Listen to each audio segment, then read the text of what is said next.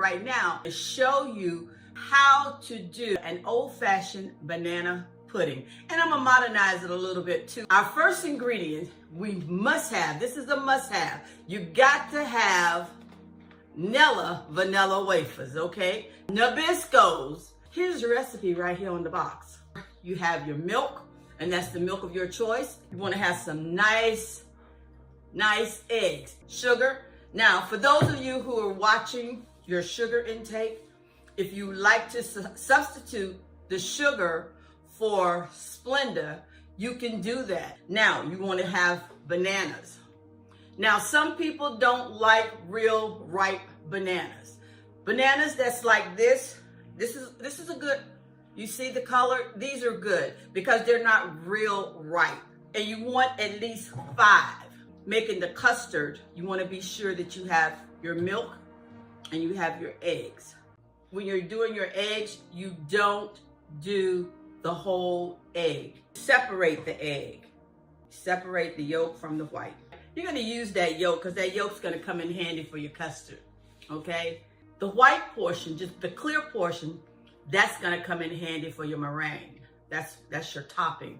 So you definitely want to be sure that you keep the two of them separated because you're going to add it all together. Now, based on how big your banana pudding is, you're going to have to probably deviate from the instructions.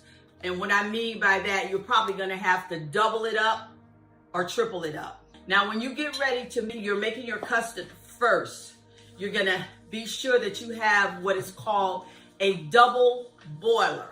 But if you don't have one, you get a pot that's a little bit bigger than another pot.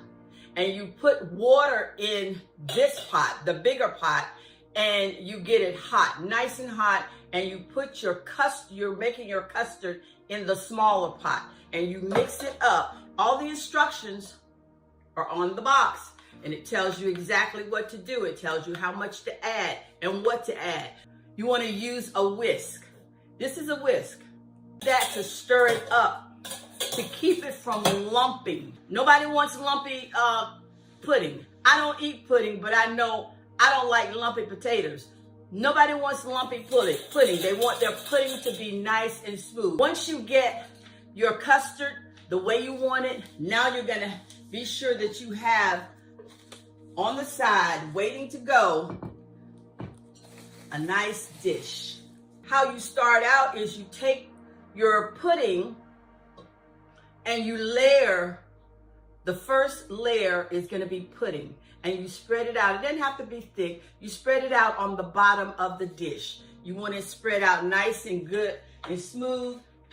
And the best way to do that is to use a spatula. The spatula is good for spreading your pudding out in the dish. Now you're going to take your bananas and you're going to slice them up. Your first layer will probably be your cookies.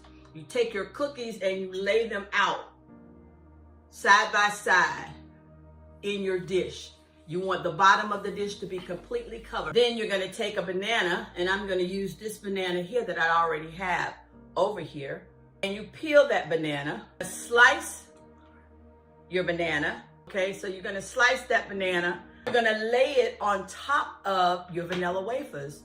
Then after you do that, then you're going to take your pudding. Be sure you take it and you stir it up. Spread that on top of your cookies and your bananas.